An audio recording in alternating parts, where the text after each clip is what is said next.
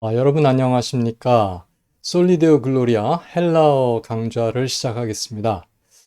오랫동안 선망하는 마음으로 기다렸습니다. 그래서 우리가 이제 텍스트는 그 그레이션 메이춘의 New Testament Greek for Beginners, 그래서 초급 신약 성경 헬라어, 자 이런 주제를 가지고 오늘 오리엔테이션 첫 강의 이제 시작하도록 그렇게 하겠습니다. 그래서 일단 그 헬라어라고 그랬잖아요. 이게 사실은 헬라스, 이게 그 그리스어를 이렇게 쓰게 되면 그 헬라스라고 하는 게 이제 그 헬라라는 국가, 그리스를 얘기하는 거죠. 그리고 이제 거기 사람들, 헬라인들, 그렇게 되면 헬레네스 이렇게 얘기를 해요. 헬레네스. 이게 이제 그 그리스 문자 헬라어로 쓴 게 그렇습니다. 제가 이제 음역을 여기 달아놨어요. 그래서 그리스가 헬라스고 이제 그리스 사람들이 헬레네스예요. 그럼 헬라어는 그 헬레니케입니다. 그 뭐 조금 더 언어까지 붙이면 헬라인들의 언어. 그래서 글로사가 말이에요. 그래서 헬레니케 글로사 이렇게 얘기를 하면 그리스 언어 이렇게 그리스어 이렇게 되겠죠. 그럼 왜 그리스라고 그래요? 헬라스인데 왜 그리스라고 그럴까? 맨 처음에 이제 그리스 사람들이 이 서구 세계에 알려지기 시작하는 게 로마 사람들이 이렇게 이제 진출을 하다 보니까 이제 동쪽으로 이렇게 진출하다 보니까 그 발칸반도쯤에서 사람들을 만나요. 그래서 너네 누구냐? 그랬더니 그 사람들이 헬라 사람들 중에서도 여러 부족들이 있었겠죠. 그 중에서 보이에티아족이었어요. 그래서 자기들이 누구냐? 자기들은 자기들을 이렇게 얘기를 했어요. 그라요이다, 우리는. 이렇게 얘기를 했죠. 아, 그래, 그라요이. 그래서 이제 라틴어로 그라키라고 했어요. 근데 이제 그것이 라틴어가 이제 영어로 이렇게 좀 이제 이어지면서 그릭 이렇게 됐던 거죠. 그래서 그들의 나라를 그리스. 우리나라도 비슷한 경우가 있습니다. 우리 고려 시대 때 뭐 서구가 처음 우리나라를 발견하거든요. 하멜이라든지 이런 사람들이 그래서 그래서 그걸 자기 나라 유럽에 돌아가서 소개를 하는데 거기 나라 갔었더니 어떤 나라가 있었는데 그들이 고려라고 하더라. 뭐라고요? 코레아 이렇게 얘기를 했던 거예요. 그래서 우리가 현재 이름도 우리가 코리아인 겁니다.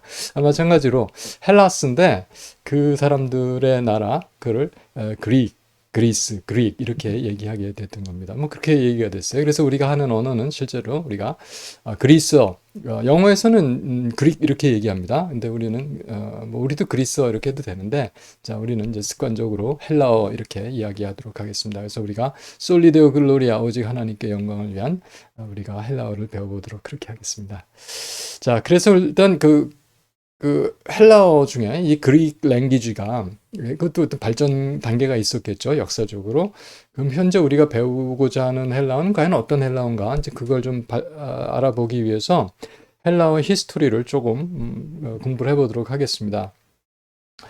헬라어라고 하는 그 말을 하던 사람들이 지금 땅이 어디예요? 그리스 땅. 거기가 발칸반도거든요. 유럽의 이제 남쪽에 지중해에 있는 거. 발칸반도에 그 사람들이 들어온 게 그 어족이 인도 유로피안 어족이에요. 인도 유럽어 족이에요. 그 들어온 게 BC 한 3000년 전, 3000년경입니다. BC. 그러니까 지금부터 한 5000년쯤 전에 거기로 들어왔던 사람들이 있어요. 그 사람들이 인도 유럽 어족이고 그 사람들이 이제 프로토 그릭이라고 하는데 그 사람들이 있었는데 그들이 또 이제 도시를 이루고 살면서 문명을 일으키죠. 그것을 우리가 미케네 문명이라고 합니다. 미케네라는 그 섬이 있어요. 그래서 그 그리스 반도에 섬이 많습니다. 뭐 마이세니안 그릭인데 미케네 문명이 뭔가 그래도 좀 남긴 게 있어야 되죠. 우리가 구전으로 옛날에 그런 사람들이 살았대. 보통 이렇게 많이 알고 있는데 뭔가 남긴 게 있었어요.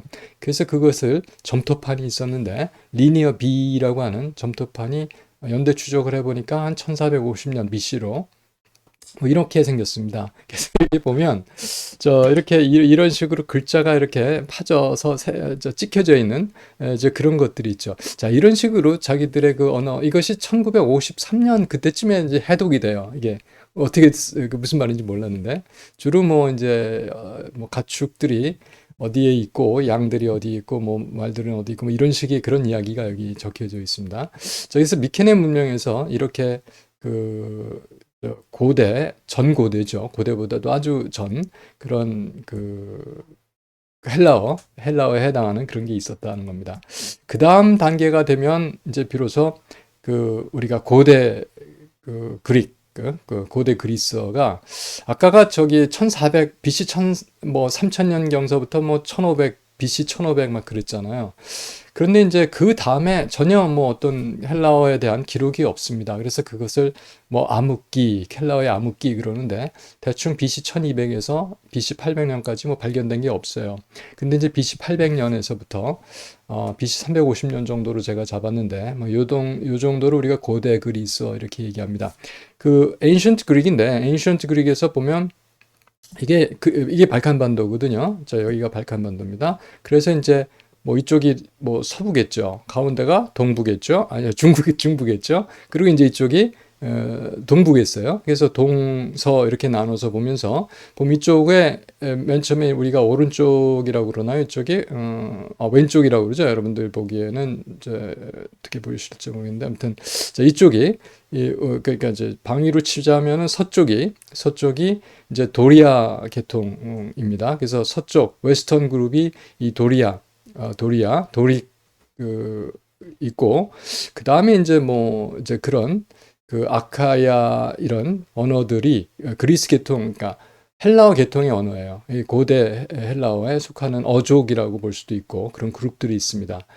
중앙에는 뭐가 있냐면은 중앙에는 에올릭이 이제 노란 부분. 이제 여기가 이제 터키입니다. 터키 반도인데 소아시아에 속하는 거죠. 여기도 이제 식민지가 있고 사람들이 여기 건너가서 살고 그랬으니까 에올리아 언어 쪽이 있습니다. 그 다음에 여기에 있는 게 또 하나가 또 중요한 게 여기 이거 아카디아 이게 이제 중앙에 있는 그런 어족이 있고 또 이 서쪽 이쪽이고 중앙이고 이제 동쪽 쪽으로 가게 되면 이거 이제 전부 다 여기가 이제 아이오니아해는 여기에요. 이오니아해. 그리고 여기가 에게해입니다. 이쪽이. 그런데 이제 언어 그룹으로는 이오니아 언어 그룹이 이 동쪽인데 여기 보라색 부분들 이것이 이제 보통 이오니아 이렇게 되고 이것이 보통 보면은 이제 우리가 맨 이쪽에 있었던 도릭은 줄 서정시가 있고 뭐 남겨진 이제 기록된 문헌들 이제 문학 작품 같은 것들입니다. 여기 에올리아 계통에서는 뭐가 나오냐면 이제 우리가 여러분 혹시 중고등학교 때 이제 사포 뭐 이런 거 배우잖아요. 그럼 최초의 뭐 서정시 뭐 그런 걸로 배웠을 때 에올릭 언어로 이렇게 기록이 되어 있는 것이 있습니다. 그다음에 여기 이제 보라색 계통 여기 이제 트로이도 이쪽에 있었고 다 이제 그렇거든요. 여기에 보면 이제 아이오닉인데 여기에 서사시가 많이 이제 작품들이 있습니다. 유명한 게 호모 작품이 여기에요. 일리아드, 오디세이 하는 거. 자, 그렇게 있었고요. 또 우리가 좀 기억할 수 있는 게 히포크라테스, 뭐 의서 같은 것들, 의학서적 같은 것들 기록된 것들이 있습니다. 그래서 뭐 이런 것들이 이오닉 랭귀지로 BC 800년에서 350년 사이에 활동했던 그런 문헌들이 있다는 겁니다. 이 호머라든지 이런 것들이 BC 700년에서 600년 그 사이입니다. 그 다음 BC 500년 정도 시간이 좀 더 되면 아테네가 융성을 하죠. 그럼 아테네를 중심으로 하는 랭귀지를 특별히 우리가 에틱이라고 얘기합니다. ATTIC, 에틱 랭귀지라고 하는데 이 에틱 랭귀지를 보통 우리가 클래시컬 고전 그리스어, 클래시컬 그릭, 고전 헬라어 이렇게 이야기를 합니다. 왜 그러냐면 그때 주로 이제 우리가 플라톤이에요. 아리스토텔레스. 이 문헌들이 에틱으로 돼 있고 많은 에틱 문헌들이 있고 그것을 우리가 그리스 고전 이렇게 얘기를 합니다. 자, 그래서 에틱이 있고 그래서 보통 350년 정도로 잡는 이유가 고대 그리스어를 왜 그럴까요? 그 다음에 어떤 일이 있었냐면 여기가 마케도니아, 아까 제가 지도에서 이야기를 했어야 되는데, 여기 마케도니아가 여기 있어요. 그러니까 아테네가 여기고요, 여기. 그 다음에 이쪽에 뭐가 있냐면은, 스파르타가 이쪽에 있어요. 이쪽에 도릭이었고 중앙이 있었고 이쪽에 아이오닉이 있었잖아요. 그래서 여기 이제 아테네에서 했던 게 에틱 랭귀지인데 여기가 마케도니아는 이 북쪽에 있었어요. 이 마케도니아의 필립 왕이 일단 맨 처음에 아테네가 융성했고 스파르타가 이걸 펠로폰네소스 전쟁에서 이기죠. 그래서 여기를 장악을 했는데 그 나머지를 전부 다 필립이라고 하는 왕이 마케도니아 왕이 정복을 합니다. 그리고 그 아들이 알렉산더예요. 그래서 알렉산더가 BC 356년에 났는데 일찍 죽죠. 33살의 나이로. 그렇지만 그 짧은 생애 동안에 엄청나게 정복을 합니다. 여기를 다 그리스 반도, 이탈리아 반도까지, 그리고 여기가 이제 그 크레테 섬이고 요거가 키프로스 섬이거든요. 성경에서는 여기를 구브로라고 합니다. 그런 것들 다 점령해 나면서 점점 저기 동진을 하죠. 그래서 소아시아 다 점령하고 이집트까지 다 점령하고 어디까지 갑니까 이게? 저기까지 인도까지 인도 접근까지 이렇게 거대한 제국을 건설을 합니다. 자, 그렇게 해서 만들어 헬라어를, 그리고 자기네 말인 그 헬라어를 보급을 쭉 하죠. 그래서 그걸 세계 그 제국의 공용어로 사용을 해요. 그 공용어를 뭐라고 하냐면 그 코이네라고 합니다. 왜? 이 코이네가 커먼, 공용이란 뜻입니다. 그래서 커먼, 공용 그릭, 코인의 헬라어가 되는 거죠. 그리고 이때를 우리가 헬레니즘 시대 이렇게 얘기를 해요. 그것이 보통 우리가 BC 한 뭐 31년 정도까지 이렇게 얘기를 하는데 약 300년 기간을 헬레니즘 시대라고 하고, 그러니까 그리스어를 중심으로 공용어로 해가지고 학문을 발전시키고 이런 뭐 도서관도 짓고 막 이런 식으로 헬레니즘 시대가 됩니다. 그래서 이 코인의 그릭으로 이제 써진 문헌들이 있겠죠. 우리가 이제 보통 어렸을 때부터 알고 있었던 게 플루타크 영웅전 뭐 그런 거 있잖아요. 사실은 로마 황제들의 이야기인데 그 플루타크 그 영웅전이 바로 코인의 그릭으로 써졌던 거고요. 그 다음에 우리가 이제 그 기독교 문헌에서는 조금 중요시 생각하는 게 요세푸스의 이제 그 유대 고대사라든지 이런 것들이 있어요. 요세푸스 이런 것들이 이 코인의 그릭으로 기록이 됐습니다. 그리고 사실은 우리 신약 성경도 코인의 그릭으로 써졌고요. 그다음 70인경 이거 좀 이따 다시 말씀드리겠지만 구약 성경 히브리어로 써져 있는 걸 이 헬라어로 번역을 하거든요. 그것을 70인경이라고 이야기합니다. 그래서 그것들이 전부 다 코인의 그릭으로 써져 있습니다. 그래서 보통 우리가 왜 600년 정도까지가 이 코인의 그릭 시대라고 하냐면 로마 제국이 처음에 이제 융성을 하잖아요. 그러다가 이게 너무 나라가 커지니까 둘로 쪼개져요. 그래서 서로마, 동로마 이렇게 되는데 서로마 제국이, 그러니까 이탈리아 반도가 있었던 서로마 제국이 475년에 멸망을 합니다. 뭐 그렇다고 해서 금방 다 말들을 안 쓰게 되는 건 아니니까 좀 더 시간을 가지고 코인의 그릭이 이제 사용이 되지 않게 되는, 뭐 다른 언어로 변천이 되는, 다른 형태의 그릭으로 변천이 되는 이제 그런 것이 됩니다. 그래서 보통 우리가 600년 정도까지를 코인의 그릭 시대 이렇게 생각을 합니다. 그 다음에가 우리가 보통 하는 게 이제 중세 그릭, 미디이얼 그릭, 그리고 이제 현대 그릭, 그 현대 그리스어 이렇게 얘기를 하는데, 뭐 아까 600년이라고 했으니까 그 이후로 현재까지 얘기를 합니다. 그래서 중세 다음에 이제 현대가 오겠죠. 그래서 중세는 언제까지를 생각하냐면 우리가 로마 제국이 동로마, 서로마 이렇게 갈라졌는데 서로마가 망해도 동로마는 계속 살거든요. 남아 있거든요. 그게 언제까지 존속이 되냐면 1453년까지 존속을 합니다. 그러니까 396년에 동서로마가 제국이 분열이 돼요. 그리고서 뭐 한 1000년 정도 이렇게 존속을 하게 돼요. 그 동로마 제국이 1453년에 오스만 제국에 의해서 멸망을 하죠. 자, 그때까지를 보통 우리가 중세 중세 헬라어 그릭이라고 말합니다. 그래서 실제로 그 동로마 제국에서 국어가 공용어가 중세 헬라어, 헬라어였는데 그때 당시 헬라어를 특별히 저희가 비잔티움 그릭 이렇게 얘기하는데 방언들이 좀 있었어요. 사실 아까 말씀드린 뭐 아이오닉이라든지 에올릭이라든지 이런 것들이 사실 그 그리스 방언들을 얘기하는 겁니다. 그 부족 국가로 다 나눠져 있었기 때문에. 그래서 여기서 비잔티움 그릭에서는 때 폰틱이라고 하는 이 주황색 부분에 있었던 이 나라라기보다 이 지역들의 언어가 좀 고급 귀족들이었나 봐요. 그래서 고급 언어였고, 다음에 여기 노란색 부분을 우리가 데모틱이라고 했어요. 데모크라틱 뭐 그런 비슷한 어감인데 데모틱 그릭이고 요 안에 있는 이 초록색이란가요? 이 부분은 이제 카파도기안 그릭 뭐 이렇게 해서 이제 방언들이 이렇게 세 가지가 있었다는 겁니다. 이제 그것이 현대로 오면서 계속 이어져 내리기 때문에 제가 지금 말씀을 드리는 거고 그 다음에 이제 오스만 엠파이어, 오스만 제국에 의해서 이게 멸망을 하죠. 그 다음에도 뭐 특별히 나라가 다 세워지거나 그러지 않으니까 이런 말들이 그냥 쓰는 사람 쓰고 하면서 이렇게 이어졌습니다. 꽤 오래 가죠. 한 400년 정도. 그러다가 1821년이 됐을 때, 뭐 1차, 약간 그 여러 가지 뭐 전쟁도 있고 이런 상황에서 그리스가 독립을 하겠다고 해서 독립을 합니다. 독립 선언을 하죠, 사실은. 1829년 정도나 됐을 때 이제 비로소 어떤 정치 체제가 만들어지는 것 같은데, 그러면서 자기네 나라 말이 그냥 쓰는 것이 있었죠.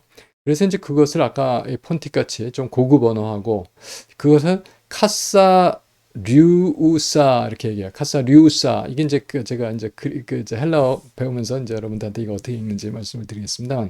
카사 류우사 이거 순화된 그리스어다. 그러니까 좀 정화가 된 이제 어법에도 맞고 단어도 좀 고급스러운 고급적이 좀 교양 있는 말이고 하는 카사 류우사라는 이제 그릭 계통의 방언이 있고 다음에 이제 이게 데모티케. 이거 뭐냐면은 이제 좀 대중적인 언어. 이렇게 이제 두 가지 방언으로 하고 처음에 독립했을 때는 어떤 걸 썼을 것 같아요. 카사리우사를 공용어로 썼습니다. 그러다가 이제 나중에 이제 민주정부가 들어서고 하면서 혁명이 일어나고 데모티케가 이제 공용어로 되는 이제 그 현대 그리스어를 얘기하는 거죠. 자, 그래서 자, 그러면 이제 우리가 보면 코인의 그릭을 저희가 배울 겁니다. 뉴 테스트먼트 그릭이니까. 그러면 요새 우리가 그럼 그렇게 이걸 잘 하게 되면 그리스에 우리가 이제 관광을 가요. 뭐 파르테논 신전도 보고 하면서 그러면 가서 우리가 말을 잘 할 수 있을까 하는 생각을 해봤어요. 조금 이제 많이 이 단어도 그렇고 단어보다도 이제 그 어법보다도 이제 그 발음이 좀 많이 달라져요.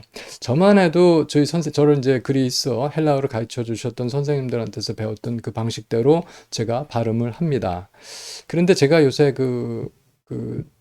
현대 그리스 사람들하고 이렇게 좀 이렇게 이야기를 들어보면 발음이 상당히 많이 달라요. 근데 조금 지나니까 알아듣겠더라고요. 그런 거예요. 예, 그렇게 됩니다. 제가 조금 이제 이런 말씀을 드리면은 뭐 자랑하는 것 같은데 제가 히브리어 헬라어 조금 배웠어요. 그래서 언제 한번 그 러시아 비행기를 한번 여객기 말입니다. 타서 이제 승무원들이 러시아 사람들이 왔다 갔다 하는데 한참 있으니까 좀 알아듣겠더라고요. 왜냐하면 그 사람들 쓰는 그 알파벳이 조금 거꾸로 쓰고 막 그렇게 하는데도 이 헬라어 히브리어하고 뭐 어근적으로 대충 비슷한 것들이 있어요. 그래서 뭐 알아듣는 건 아닌데 그래도 이게 무슨 말 하는 거야 하는 정도는 느낌상 그런 게 있었습니다. 그래서 그런 걸로 봤을 때 지금 우리가 코인의 그릭을 어떤 식으로든지 잘 배우면 현재 그리스 사람들하고도 좀 이제 어느 정도 시간이 굉장히 짧은 시간 안에 그 언어를 습득할 수 있는 능력이 되고 또 제가 여러분한테 약간 희망을 드릴 수 있다면 이 고대어거든요. 헬라어나 히브리어나 고대어를 좀 열심히 잘하면 같은 어족에 속한 현대어에 접근하기가 상당히 쉽습니다. 진짜 쉽습니다. 제가 경험을 많이 해서 뭐 스페인어 배우려고 하다 보니까 그렇게 어렵지 않더라고요. 이런 부분들이 뭐 발음이나 뭐 이런 것들이 아무튼 그렇습니다. 그래서 그런 얘기고 자 그래서 코인의 그릭도 그러니까 알렉산더가 헬레니즘 세상을 만든 다음에 통용됐던 공용어가 코인의 그릭이에요. 자, 거기에 보면 그 코인의 그릭에서도 아까 제가 말씀드렸던 게 플루타크 영웅전이라든지 요세푸스라든지 그런 뭐 고전에 가까운 문헌들이 있죠. 이 사람들은 에틱, 아까 그 고전 헬라어에 가까운 그 문어체로 기록을 했습니다. 그거하고 일반 대중들이 그냥 뭐 시장에서 뭐 이렇게 메모를 적어주고 뭐 이랬던 편지 써주고 이런 그 뭐 연애 편지도 썼을 거예요. 자, 이런 식으로 했던 그릭하고는 조금 차이가 있습니다. 그래서 그 구어체 그릭하고 제가 말씀드린 일반 대중 언어 그 코인의 그릭하고 그 이런 그 문학 작품 또 역사서 이런 거에 썼던 그건 에틱에 가까운 그 문어체 코인의 그릭하고 차이가 좀 있습니다.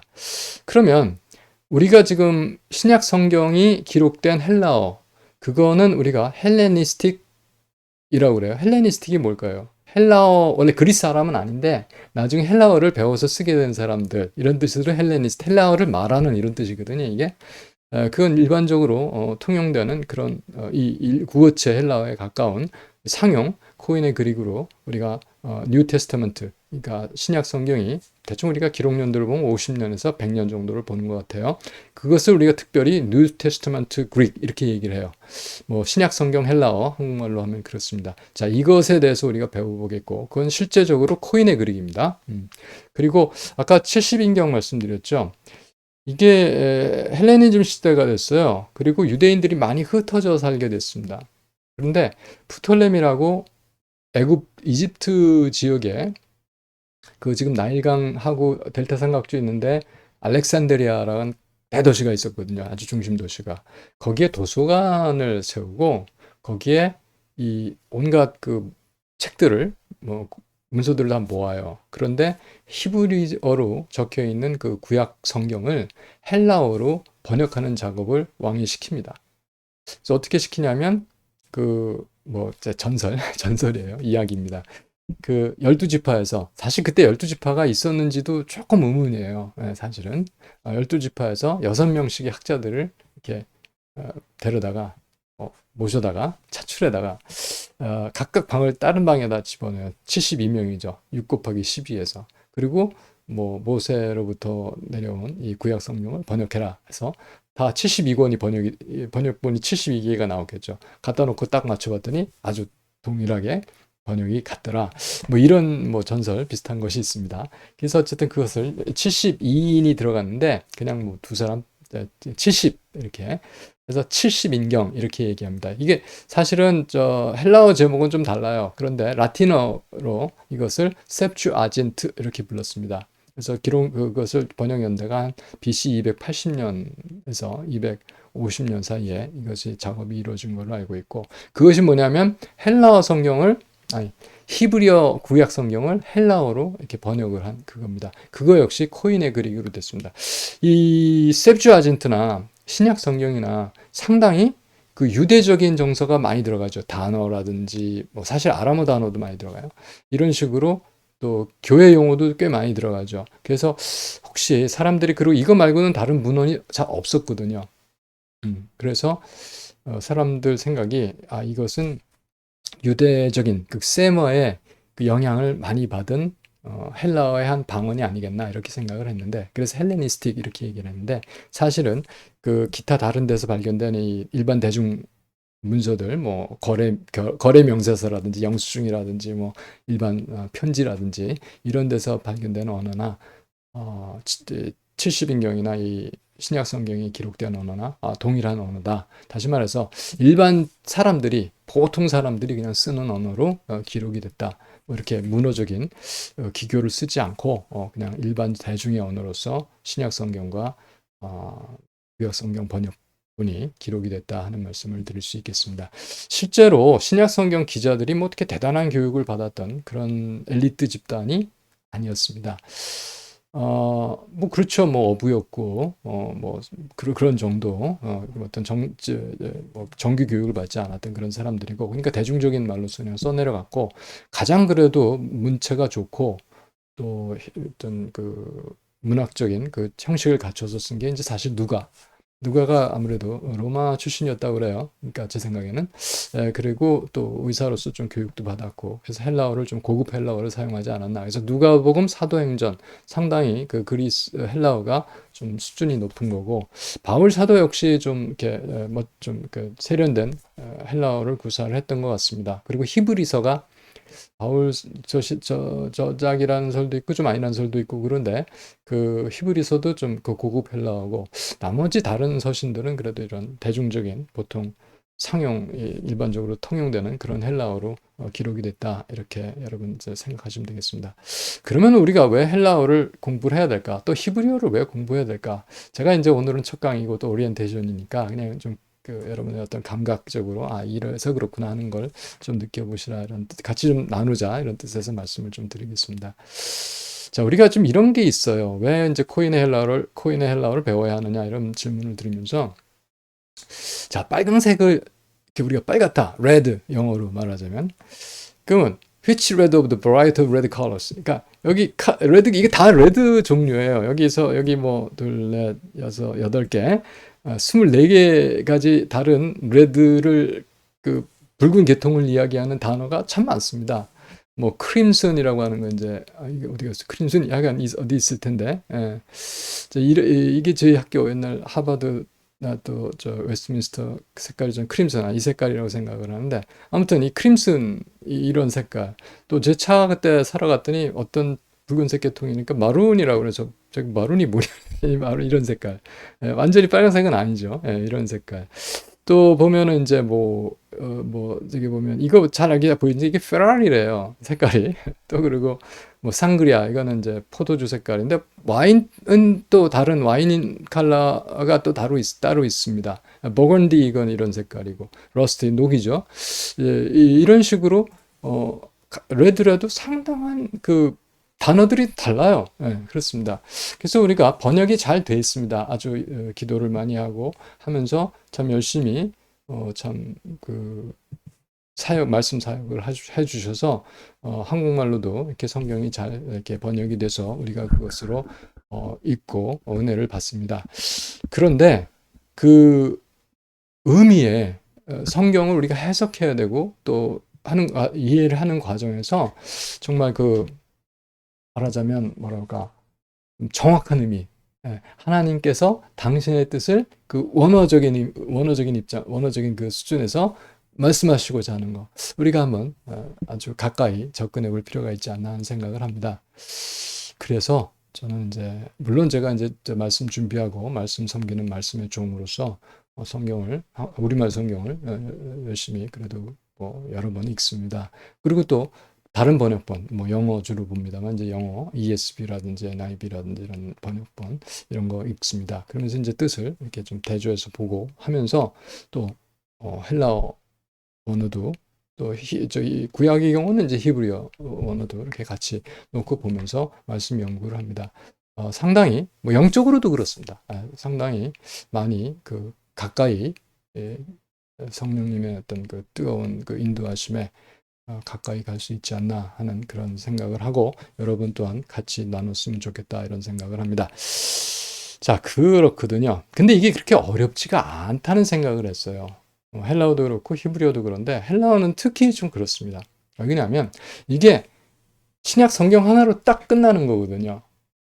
그렇죠? 물론 우리가 신약 성경 헬라어를 잘한다고 해서 그리스어를 그저 그리스에 가서 막 돌아다니고 자유롭게 뭐 지금 뭐 다 말을 못해도 번역기 누가 하니까 잘할 수 있을 것 같은데 그런데 이것은 성경책 하나로 이미 다 완성본이 있는 거예요. 그래서 단어 숫자가 몇 개인지 세어볼 수도 있거든요. 세어볼 수가 있어요.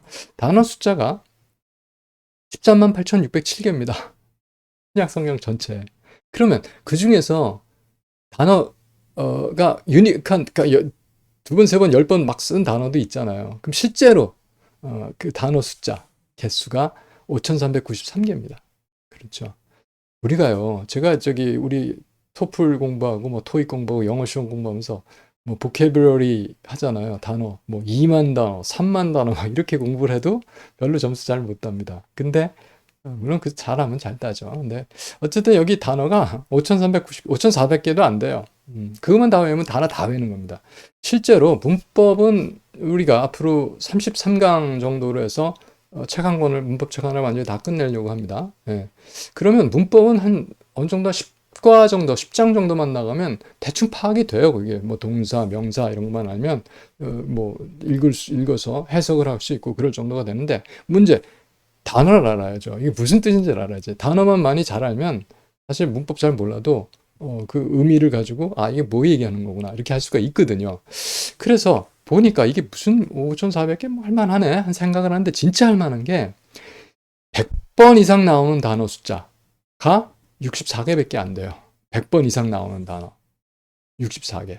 64개만 알면 100번 이상 나오기 때문에 신약 성경의 80%, 죄송합니다. 61%가 64개 단어가 다 차지합니다. 반 이상이. 그런데 조금 더 나가서 248개가 50번 이상에서 99번까지죠. 그러니까 50번 이상 나오는 단어가 310이에요. 여기 두 개 더 하니까.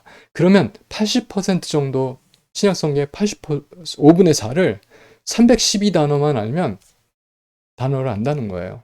5분의 4를, 80%를. 그래서 보통 우리가 한 1000단어 정도, 그건 해야죠. 언어를 배우는데 1000단어도 안 하면. 1000단어 정도는 대충 90% 정도 커버를 합니다. 그래서 단어가 그렇게 많지가 않아요. 그래서 이게 이미 픽스가 된, 딱 고정이 된 그 문헌이기 때문에 우리가 한 1000단어 정도 열심히 외면 그렇게 어렵지 않습니다. 그래서 보통 10번 이상 나오는 단어 숫자가 이게까지 하니까 한 1200개 정도 되는 것 같아요. 제가 아까 이게 다 더해보니까.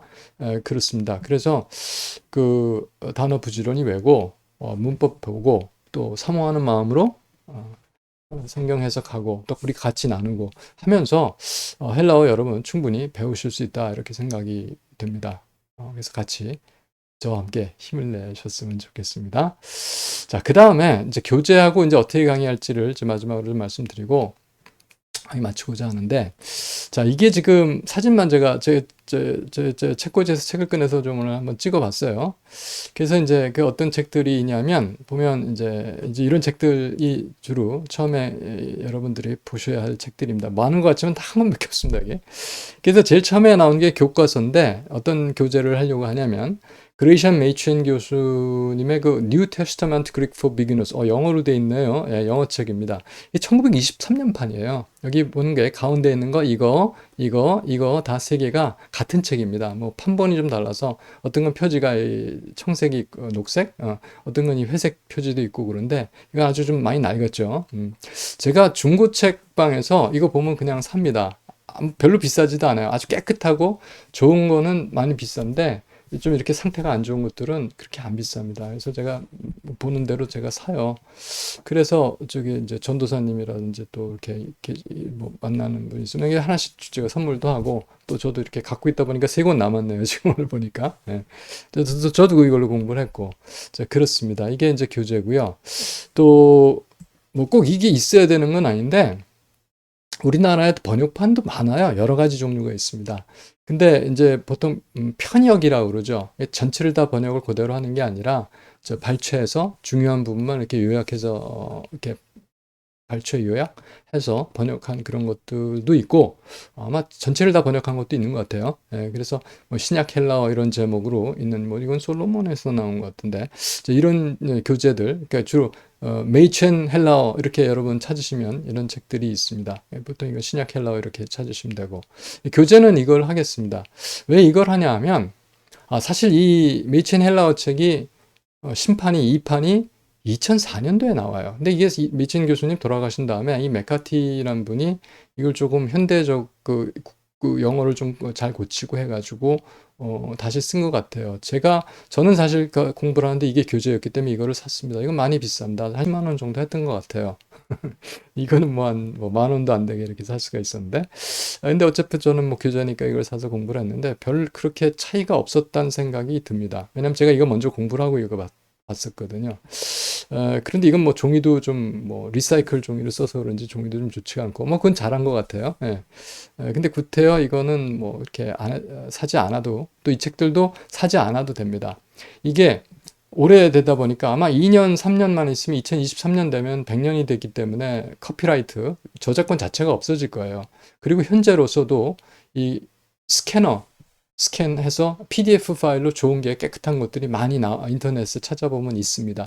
뭐 저도 그거 인터넷에서 다운받아서 있는데 뭐 그렇게 봐도 아무 문제 없어요. 그래서 그렇습니다. 그래서 교재는 이걸 쓰겠고 뭐 교재지만 뭐 이걸 가지고 읽는다거나 하지 않고 여기 있는 내용을 제가 설명을 해 나가면서 강의를 할 겁니다. 그러니까 여러분들은 이 책이 있든 아니면은 이 신학헬라어 한국말 책이 있든 그건 뭐 하여간 메이첸의 그 뉴 테스트먼트 그릭이 있으면 됩니다. 그리고 이제 사전이 하나 있으면 좋은데 사실은 당장은 없어도 됩니다. 왜냐하면 책에 다 이미 그 단어가 정리가 돼 있어요. 그래서 그거 갖고 그냥 아까 말씀드린 대로 목표는 1000단어, 처음 목표는 300단어까지만 일단 외면 되도록 되어 있습니다.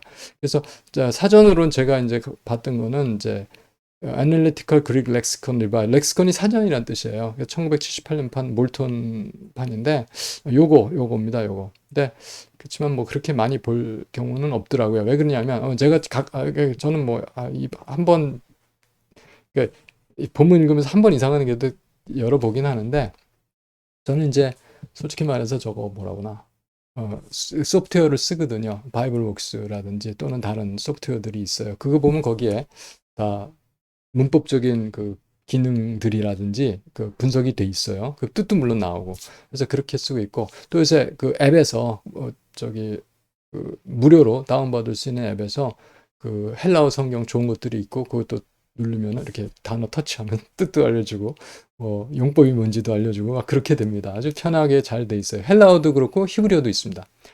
자, 그래서 여러분들은 그저 교재가 이 뉴 테스트먼트 그릭 포 비기너스 그레이션 매천에서 검색하시면 다운로드 받으실 수가 있고, 원본을. 그리고 뭐 이런 정도 한 돈 10,000원, 15,000원 뭐 그렇게 했던 것 같아요. 요거는 제가 이제 아는 신학생들 지나가면 하나씩 사서 제가 나눠주고 했던 그런 기억이 있습니다. 자, 그리고 그 다음에 이제 요 이쪽에 있는 이게 헬라어로 된 신약 성경이 이렇게 생겼습니다. 보통 그냥 책처럼 생겼어요. 이거는 제가 USB 유나이티드 바이블 소사이티에서 나온 이제 그릭 뉴 테스트먼트 사판인데, 보통 이제 판본들이 많으니까 사본들이 그걸 이제 잘 이렇게 취합을 해서 우리가 공통적으로 우리가 받아들일 수 있는 그런 정본을 만들죠. 이제 그렇게 해서 이제 이렇게 출판을 하는 이제 그런 겁니다. 여기에는 끝에 딕셔너리가 붙어 있어요. 뒷부록으로. 그래서 단어들이 다 수록이 되어 있는데, 리더스, 독자용, 리더스 뉴 테스트먼트, 그릭 뉴 테스트먼트가 있는데, 그거는 밑에 제가 기억하기에 그 책 표지, 면이 있으면 그 밑에 30회 이상이 아니라 30회 이하로 나오는 단어들은 거기 수록이 뜻하고 단어하고 수록이 되어 있습니다. 그러니까 이제 30회 이상 되는 거. 그러니까 아까 보니까 10회 이상 되는 게 1000단어밖에 안 됐잖아요. 7, 800단어만 외면 그거 가지고 그냥 쭉 읽을 수 있는 이제 그런 리더스 뉴 테스트먼트가 있습니다. 제 저자 선생님 그레이션 매첸 추상 여기 사진이 있을 거예요. 이건 1900년도 초반부에 이렇게까지 살아계셨던 분이니까, 책은 1923년에 나왔지만, 이분이 원래 프린스턴 대학의 구 프린스턴이라고 합니다. 신학과의 그 신약 교수님이셨고, 1900년대가 되면 어떤 일이 있냐면 자유주의가 들어와요. 그래서 이제 그 프린스턴 대학의 이 이사회에서 이 신학부, theology 디파트먼트 이사회에서 이런 자유주의 신학을 이제 가르치자 우리도, 이렇게 이제 결정이 납니다. 그러니까 자유주의가 신학이 이제 그 들어온다는 거죠. 그 프린스턴이 이제 무너진다 이렇게 얘기를 합니다. 그래서 이분이 이제 나오셔가지고 다른 교수님들하고 같이 그 지금 필라델피아 근교의 글렌사이드 거기에 댁이 있었어요. 자기 집이 굉장히 땅이 넓습니다. 그리고 해서 자기 전체 사재를 털어가지고 거기다가 학교를 세웁니다. 그리고 이제 운영 자금이 있어야 되잖아요. 그래서 자기 사재로 운영을 하는데, 그래서 학생들을 전부 다 무료로 교육을 시키죠. 1929년에 여기가 설립이 돼요. 근데 1965년인가까지, 그러니까 30, 40, 50, 60, 한 거의 35년 정도를 그냥 학생들 전부 다 무료로 했고, 이제 그 기금이 떨어져서 그때부터는 이제 어느 정도씩, 장학금은 아직도 많이 주고 있습니다만 이렇게 신학생들을 교육을 하고 있습니다. 저는 뭐 여기 입학은 했는데 졸업은 못하고, 제가 사실 안식년 때 1년 동안 가서 입학을 해서 공부를 했습니다. 웨스트민스터 티올로지컬 세미나리. 그런데 주로 저는 그때 언어만 했어요. 헬라어, 히브리어하고. 왜 그러냐면 웨스트민스터의 가장 중요한 그 뭐랄까 목표라고 할까? 교육 목표. 성경 해석에 있어서 전문가를 양성한다는 게 있어요. 물론 신학적으로 뭐 바른 신학, 정통 장로교회, 이건 초교파입니다만, 자, 이런 그 웨스트민스터 그 신앙고백서에 입각한 이제 신학교다 이렇게 생각을 하는데, 그 중에 하나의 그 커다란 기둥 하나가 뭐냐면 성경 해석에 있어서 성경이 가장 제일 원리, 하나님의 정확무한 하나님의 말씀으로 보고 제일 원리를 보고 성경을 전제로 모든 이제 신학을 전개하는데, 그러려면 성경을 정확하게 원어적으로 이해를 해야 된다. 그래서 전문가를 만들려니까 원어 교육이 굉장히 셉니다. 그래서 히브리어, 헬라어가 21학점이었던 것 같아요. 그래서 헬라어도 1, 2, 3, 히브리어도 1, 2, 3. 제가 1년 동안밖에 안식년이 없었거든요. 그래서 안식 갔는데 시험을 봤는데 1번은 다 통과를 했어요. 헬라어도 1 통과하고 히브리어도 1 통과를 하고. 그래서 2, 3을 이제 들었습니다. 그 교육을, 공부를. 그래서 간신히 이제 어느 정도 이걸 맞췄는데, 그래서 다른 거는 이게 어느 정도 힘드냐면, 뭐 제가 푸념하는 게 아니라 숙제를 내주는데, 숙제를 하다 보면 저녁에 이제 학교 끝나고 와서 숙제를 하다 보면 보통 2시, 3시 됩니다. 그럼 그 다음날 아침 강의 8시 시작하는데, 강의 시작하기 전에 퀴즈를 봐야 돼요. 그때도 온라인 강의를 했어요. 그때 언제 2000년인가. 하여간, 어, 아니, 지금 정확하게 연도가 지금 잘 기억이 안 나는데, 2015년도네. 제가 16년도. 예. 그 온라인 교육을 했어요. 그래서 온라인으로 퀴즈를 봐야 돼요. 퀴즈 보고 자면 한 3시쯤 잘 수가 있습니다. 3시 반 정도. 그래, 수업 전에까지 퀴즈를 봐야 되니까. 그리고서 이제 8시니까 6시쯤 일어나서 이제 또 학교 가서 수업 받고 이제 그것을 거의 1년 내내 이렇게 해서 헬라어 히브리어 공부를 좀 하고 나머지는 다 더 많이 공부를 하고 싶었지만 좀 할 수가 없었던 게 그래서 조직 신학 쪽으로 주로 공부를 많이 좀 사모하는 마음이 있어서 교수님들 강의를 좀 이제 청강해서 다 듣게 해주셔서 다행히 무료로 좀 공부를 하고 했습니다. 좀 감사드리고 또 원어를 헬라어 히브리어를 좀 제가 나중에 총장님 뵐 기회가 있어가지고 또 인사를 할 기회가 있어서 릴백 총장님 이런 말씀을 드렸습니다. 참 감사합니다. 뭘 감사하냐 하면은 이렇게 그 엄격한 루브릭 채점 기준을 가지고 이렇게 언어적인 또 신학적인 교육을 시킬 수 있다는 게 패컬티로서 엄청 힘든 저도 패컬티에 있으니까 힘든 일인데 이런 힘든 일을 잘 감당해 줘서 내가 appreciate 한다. 내가 충분히 잘 이해를 하고 감사한다. 이런 말씀을 드렸던 그런 기억이 납니다. 자, 여러분도 힘드시겠지만 저와 같이 저와 함께 이렇게 우리가 헬라어 공부 통해서 또 히브리어 공부 통해서 또 말씀을 섬기면서 믿음 안에 하나님을 영광롭게 하고 또 하나님의 영광을 즐거워하는 저와 여러분 되기를 우리 주님 예수 그리스도의 이름으로 축복하며 첫 강의 마치도록 하겠습니다. 감사합니다.